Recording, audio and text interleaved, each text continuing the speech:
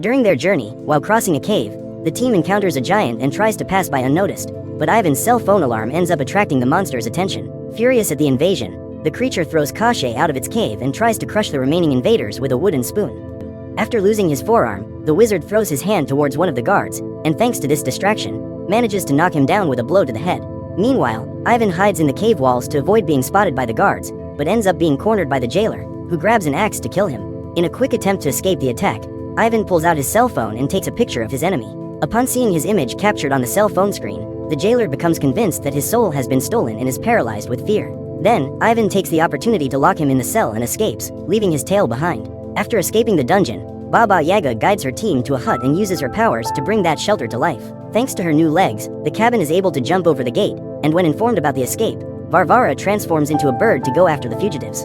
When she sees the owl approaching, Baba Yaga prepares a trap and has the bird imprisoned in a container. Upon returning home, the queen relays false information to her husband, claiming that Ivan, Miramit's son, helped Kashe and the witch escape from their cell. After running all night and venturing into the forest, the legs of the animated cabin disappear, and the fugitives are finally able to breathe fresh air. At that moment, Baba Yaga asks Ivan for help gathering some ingredients to cook a soup, and the boy accidentally ends up setting the hut on fire. When she realizes she won't be able to put out the fire, the witch asks for help to save her potions, and then watches her hut disappear. Furious, Baba Yaga attacks Ivan, but Kashe interrupts the fight and states that he will need the boy's help to find the magic sword, which is hidden somewhere in the White Mountains. During the hike to the mountains, Ivan takes the opportunity to try and win Vasilis's heart, and is drawn to a field of flowers. What the boy didn't realize was that those flowers are carnivorous, so during the attack, Kashe has to help him get up. Later, midway through the journey, while his new friends rest, Ivan takes the opportunity to take some photos and capture that moment with Vasilisa, as he feels attracted to her. Despite not reciprocating the young man's advances, the young woman allows him to get close, and the group has a chance to have some fun before continuing their journey. At nightfall, Vasilisa positions herself as bait by the riverbank to lure the merman, as her team needs his help to cross the River of Death. When the monster sees the beautiful maiden, he approaches to court her, but he notices that the woman smells like a frog, and he attacks her.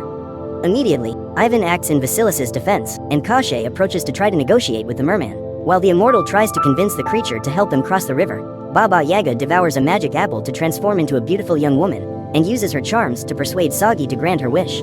However, to reach the River of Death, the merman needs to fill Baba Yaga's flying barrel with water and travel a long distance. After King Miramitz takes his last breath, Alyosha flees through the forest on his horse, having to dodge the arrows of the soldiers pursuing him.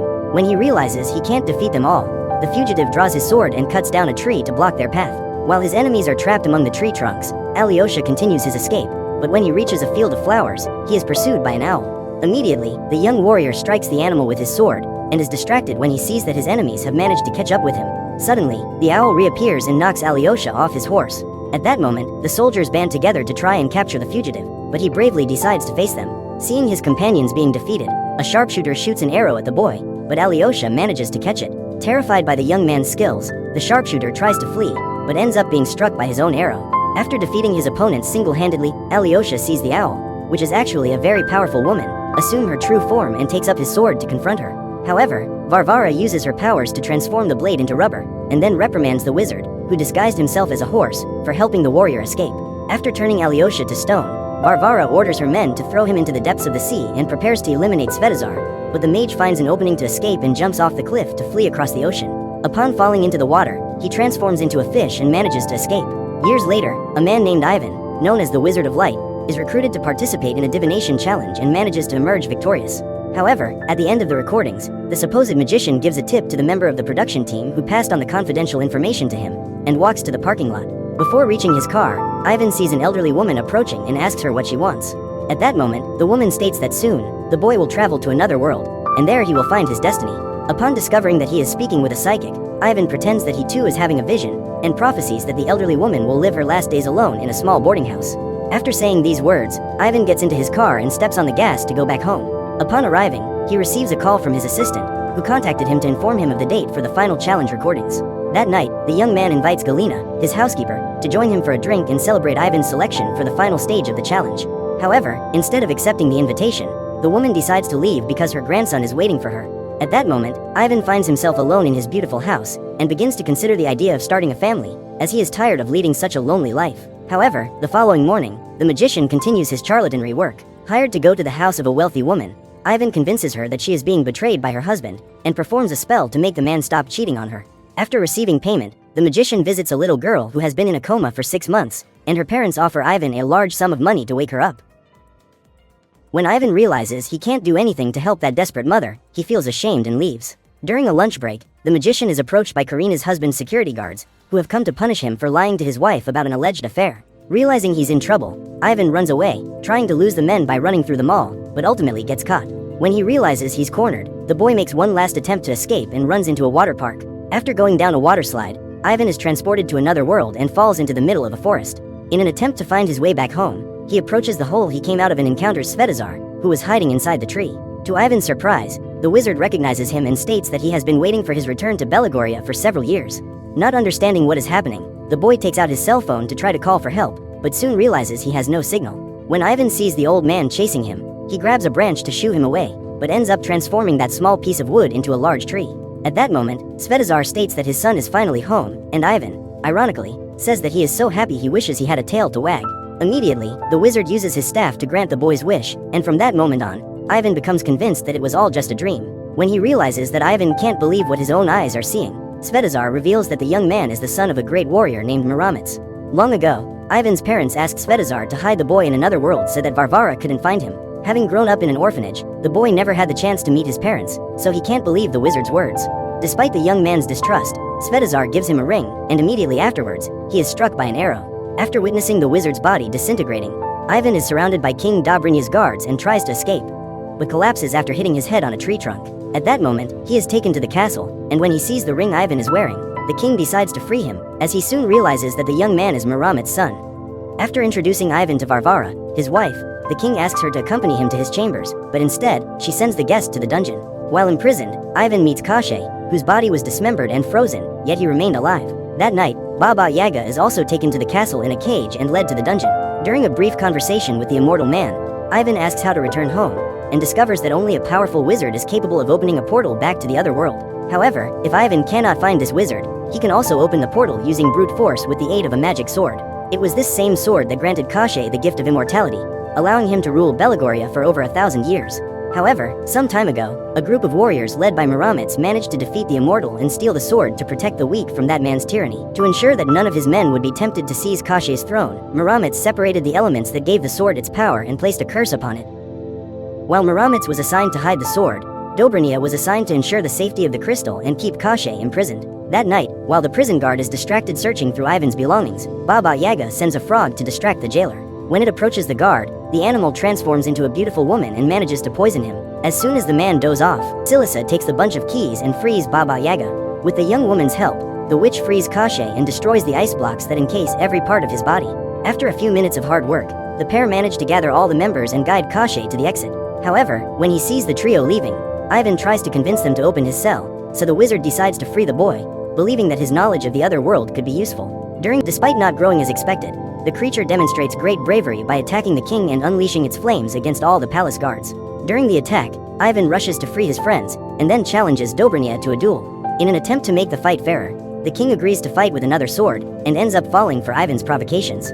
Meanwhile, Vasilisa attempts to steal the crystal from the magic sword, and begins a duel against Varvara, who does everything she can to prevent her from getting close to the weapon.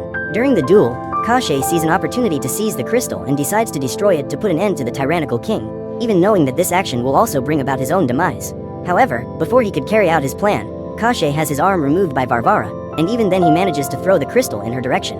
With his right hand, the man uses the magic sword to destroy the stone, and in doing so, he condemns himself along with Dobrynya. When she sees her husband's body turning to ashes, the queen decides to flee, and Miramitz, who had been turned to stone, comes back to life. The man, whose statue was used as a decoration in the palace, has the chance to see his adult son for the first time, and organizes a grand party to celebrate the liberation of his people.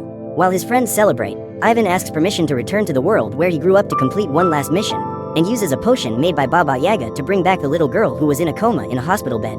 A few days later, the young man accompanies his fiancée to the village where she grew up to meet her future in-laws, as they intend to marry soon. After all the warriors who were turned to stone and discarded at sea return to the surface, Varvara decides to go to her mother to inform her about the latest events, and Galina greets her with a look of disdain, as she was unable to complete her mission.